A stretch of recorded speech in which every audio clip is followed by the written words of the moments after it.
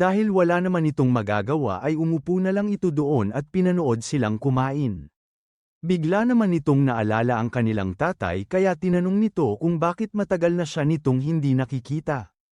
Pinaliwanag naman sa kanya ng mga ito na lagi itong nagtatrabaho at madalas daw siyang umuuwi ng madaling araw para lang maligo at bigla na lang din aalis.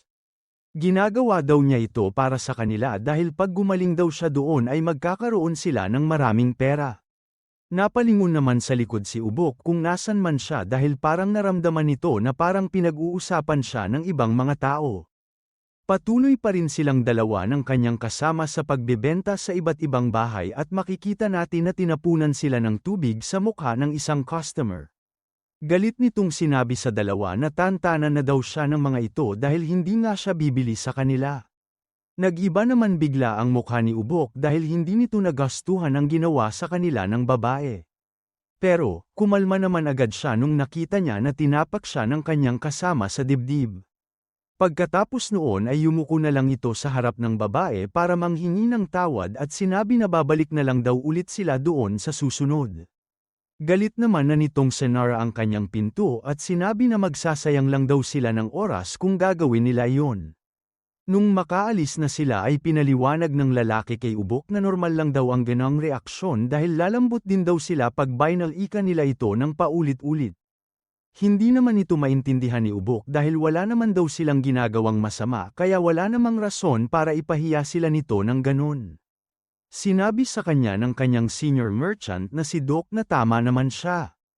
Pero, kailangan daw nila itong tiisin dahil kung hindi ay wala silang maipapakain sa kanilang mga pamilya. Lagi daw nitong tatandaan na kahit ano pa ang gawin sa kanila ng mga customer ay kailangan nila itong kayanin. Napatigil naman sa paglalakad si Ubok dahil habang nakatingin ito kay Doc ay inisip nito na ekstraordinaryong tao siya.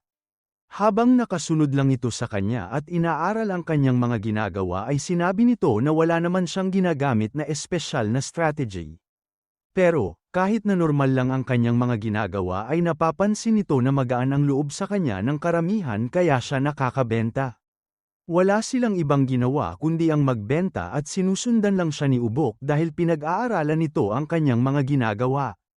Pagdating nila sa isang bahay ay hindi maganda ang salubong sa kanila ng may-ari dahil binato agad nito ang kanyang kutsilyo sa lapag at sinabi na binili daw niya ito sa kanila nung isang buwan.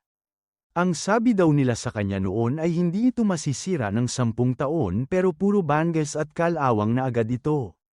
Habang pinupulot ito ni Doc ay sinabi pa sa kanila ng lalaki na kunin na daw nila iyon at bigyan sila nito ng bago o ibalik na lang nila ang kanyang perang pinambili. Nung tinignan naman ng maayos ni Doc ang kutsilyong yun ay sinabi nito sa lalaki na hindi niya naaalalang binente niya ito sa kanya. Alam naman ito ng kanyang customer pero sinabi pa rin ito na dahil parehas lang sila ng pinagtatrabahuhan ay parehas lang daw yun. At kung hindi daw niya ibabalik sa kanya ang kanyang pera o papalitan nito ng bago ay sasabihin daw niya sa lahat na nagbebenta sila ng mga peking gamit. Tahimik lang sa gilid si Ubok pero makikita natin na sobra na ang inis nito sa kanilang customer. Magsasalita na sana ito pero bigla na lang siyang natigil nung yumuko ang kanyang kasama at sinabi na naiintindihan niya ang gusto ng lalaki. Pero, dahil hindi daw siya ang nagbenta sa kanya noon ng direkta ay hindi niya pwedeng ibalik sa kanya ang kanyang pera. Ang ginawa nito ay naglabas siya ng magandang panghasa at sinimulan agad itong ayusin sa kanilang harapan. Pagkatapos lang ng ilang minuto ay inabot na nito sa lalaki ang parang bagong kutsilyo. Hindi naman agad ito nakapagsalita dahil napansin agad nila ng kanyang asawa na mas gumanda pa daw ito kesa sa dati. Nung ayos na ang lahat ay nagpaalam na ang dalawa pero pinigil naman agad sila ng lalaki. Tinanong nito kung ano ang kanyang ginamit na panghasa dahil napansin daw nito na kahit sandali lang niya ito ginamit ay bumalik agad ito sa dati niyang itsura. Doon na inumpisahang bentahan ni Doc ang lalaki kaya nanood lang ulit sa kanya si Ubok. Pagdating ng hapon ay pumunta na muna sila sa isang lugar para magpahinga at kumain. Habang nakaupo ay masayang binibilang ni Ubok ang kanilang naging sale sa araw na iyon. Hindi ito makapaniwala na nakapagbenta sila ng 14 na order sa araw na iyon dahil ngayon lang daw siya nakarinig ng ganon. Iniba naman agad ni Doc ang kanilang usapan at tinanong kung meron ba siyang natutunan sa araw na iyon. Ngumiti naman agad ito at sinabi na marami siyang natutunan dahil sa kanya at ang pinakaimportante niyang napansin ay masaya niya itong ginagawa. Natuwa naman doon ang lalaki dahil buti naman daw ay meron siyang natulong sa kanya. Bago sila matapos, pinaalala nito na pwede niyang gawin ang lahat para makabenta pero wag na wag daw siyang mamimilit. Wala na daw kasi silang pinagkaiba sa mga masasamang tao pag ginawa nila iyon sa kanilang mga customer. Nung naintindihan na ito ni Ubok ay tinuro na sa kanya ni Doc ang bakanteng bahay sa kanilang gilid. Ayon sa kanyang mga narinig ay meron daw lilipat doon at padating na siguro ito maya-maya. Habang naglalagay ng alak ay sinabi nito na yun daw ang rason kung bakit sila doon nagpahinga. Pwede nilang tulungan mag-ayos ang mga ito para malaman nila kung ano ang mga kulang nilang gamit sa bahay. Sakto naman ito dahil pagkasabi doon ng lalaki ay nakita na nila ang dumadating na karuwahe. Dahil doon ay mabilis nang tumayo si Doc para salubungin ang mga ito. Susunod na sana sa kanya ang lalaki pero naalala niya na nasa kanya pala ang mga kontrata. Ibabalik na sana niya ito sa kanyang kasama pero bigla na lang itong tumakbo at sinabi na siya na muna ang maghawak nito. Mabilis naman ang lumipas ang ilang oras at makikita natin na dumating na ang gabi. Natapos na nilang tulungan mag-ayos ang mag-asawa kaya sinusubukan na silang bentahan ng merchant.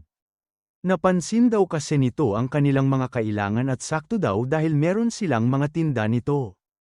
Hindi na daw nila kailangang maghintay ng matagal dahil pag meron na silang napili ay dadating agad ito sa kanila ng 2 hanggang 3 araw. Dahil sa kanyang galing sa pagbebenta ay pumayag na ang mga ito kaya umalis na rin sila doon. Habang naglalakad sila pauwi ay nakatingin lang sa kanya si Ubok dahil namamangha talaga ito sa kanyang talento sa pagbebenta. Pero, bigla nitong narinig na nagsisigawan ang mag-asawa sa bahay kanina. Tinanong ng babae kung bakit ba siya pumayag dito kahit hindi naman talaga nila ito kailangan. Tinanong naman siya ng lalaki kung hindi daw ba nito nakita ang katabi nitong lalaki dahil kung hindi daw sila bibili ay parang sasaktan sila nito. Alam nito na narinig din ito ng kanyang senior pero hindi ito tumigil sa paglalakad. Pero, makalipas lamang ang ilang minuto ay nagsalita na rin ito at sinabi na hindi iyon maganda. Kahit hindi daw kasi nila sinasadya ay napilit nila ang mga iyon na bumili sa kanila. Kaya, kinuha nito ang kanilang kontrata at bigla na lang itong nilukot. Pagkatapos noon ay binato niya ito sa damuhan at sinabi na hindi iyon maganda para sa kanilang imahe. Naglakad pa sandali ang dalawa at nagulat na lang si Ubok nung nagpaalam na sa kanya ang kanyang kasama. Sinabi nito na sa kaliwa daw ang Yellow Dragon Mountain pero sa kanan daw ang daan niya pauwi. Dahil doon ay nagpasalamat na ito kay Doc para sa araw na iyon at sinabi na magkita na lang ulit sila sa susunod. Habang naglalakad pa uwi ay bigla na lang nitong napansin na nasa kanya pa pala ang lahat ng kontrata na nabenta ni Mr. Doc. Kaya, mabilis itong bumalik para ibigay sa kanya ang mga ito. Sa kabilang banda naman ng daan, makikita natin na binalikan pala nito ang tinapon niyang kontrata kanina. Pero, nagulat ito nung nakita niya na nandoon pa rin pala ang kanyang kasama kanina. Merong kakaibang ekspresyon sa mukha si Ubok pero wala na lang itong sinabi sa kanyang senior. Unti-unti nitong inabot sa kanya ang nakalimutan nitong mga kontrata nang hindi nagsasalita. Pagkatapos noon ay umalis na lang din si Doc papunta sa kabilang direksyon. Pero, bigla na lang itong tumigil at nagsalita at sinabi kay Ubok na totoo ang lahat ng nakita niya kanina. Importante daw ang hindi man loko ng kapwa pero ang mas importante daw para sa kanya ay ang kanyang pamilya. Pagdating sa isang tulay ay makikita natin na nagpahinga muna doon si Ubok. Dahil sa mga nangyari ay napabuntong hininga na lang ito at napatanjin sa kanyang likod. Bigla naman itong nahulog sa lapag dahil nagulat ito sa kanyang nakita. Nandoon pala ang ating bida kaya sinabi nito na natakot daw ito sa kanya. Kilala niya ito dahil malapit sa kanya ang kanyang pamilya at magkaibigan din sila kaya tinanong nito kung bakit nasa labas pa siya ng ganang oras. Pinaliwanag naman nito sa lalaki na hinatid daw niya ang mga anak nito sa kanila dahil hindi pa tapos magtrabaho ang kanyang asawa sa kanilang restaurant. Nagulat naman doon si Ubok pero nagpasalamat na din dahil sa pagmamalasakit nito sa kanyang pamilya. Nung nakita nito na umupo ulit doon ang lalaki ay tinanong nito ang kanyang kaibigan kung hindi pa ba siya uuwi. Sinabi nito na meron lang siyang iniisip pero uuwi na rin daw siya maya-maya. Dahil doon ay nagpaalam na sa kanya si Gang dahil baka hinahanap na daw siya sa kanilang restaurant. Habang palayo na ng palayo ang ating bida ay makikita natin na tinitignan lang siya ni Ubok. Naalala kasi nito ang una nilang pagkikita sa lugar na yun. Siya lang daw ang nag-iisang tao sa buong Miriam na hindi natakot nung nakita niya kung sino talaga siya. Nung muntik na silang mag-away noon ay kalmado siyang tinanong ni Gang kung gusto ba talaga niya ng gulo at doon niya napansin na kakaiba ang lalaking iyon. Inisip nito na buti na lang ay hindi niya tinuloy ang init ng ulo niya noon dahil hindi daw siya sigurado na kaya niya ang batang iyon. Kinabukasan, bumalik na ulit sa kanyang trabaho si Ubok at makikita natin na nandoon na ang lahat ng kanyang mga kasama. Pagkatapos ng kanilang meeting ay sinabi na ng nagsasalita doon pwede na silang umalis at galingan daw nilang lahat magbenta. Sa gitna ng maraming tao, makikita natin si Ubok na sinusubukang hanapin ang kanyang senior merchant. Nung hindi niya ito nakita ay inisip agad nito na absent ata siya dahil sa nangyari sa kanila kagabi. Kaya, lumapit ito sa kanilang boss para magtanong. Nag-aalala daw ito sa kay Doc kaya tinanong nito kung saan ito nakatira dahil bibisitahin niya ito at titignan kung ayos lang ba siya. Lumipat naman agad ang ating storya sa isang maliit na bahay sa isang tagong lugar. Sa loob nito ay makikita natin na hindi pa rin bumabagon sa kanyang kama si Merchant Doc. Bigla naman siyang tinawag ng kanyang asawa at sinabi na meron daw silang bisita doon sa labas. Sa ibang parte ng gubat, makikita natin na naglalakad pa rin si Ubok dahil doon daw ang sinabi sa kanyang address ng kanilang boss. Ang akala niya ay madali lang itong hanapin pero masyado daw itong tago para sa isang bahay. Makalipas lamang ang ilang sandali ay nakita na din ito ang kanyang hinahanap sa wakas. Pero, nagtaka ito dahil nakita niya na merong dalawang lalaki na nagbabantay sa labas nito. Sa loob ng bahay, tinanong ng isa kay Doc na bakit ganun kaliit ang kanyang tinitirhan matapos niyang magnakaw sa kanila ng sobrang dami.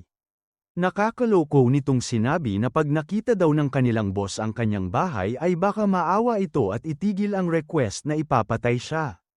Nagmakaawa naman agad ito sa mga iyon at sinabi na walang kinalaman doon ang kanyang pamilya. Sinabi sa kanya ng lalaki na hindi din naman nila ito gustong gawin pero wala silang magagawa dahil iyon ang kanilang trabaho. Napalinggan naman ang isa sa kanila sa labas dahil narinig nito na meron kausap ang mga nagbabantay doon. Nung meron silang narinig na nahulog sa lapag ay napatansin na din doon ang dalawa. Unti-unting pumasok doon si Ubok at tinanong sa mga nandoon kung ano ang kanilang ginagawa. Hindi naman na sumagot ang mga ito dahil sinugod agad nila ang lalaki at sinabi na wala siyang pakialam dito.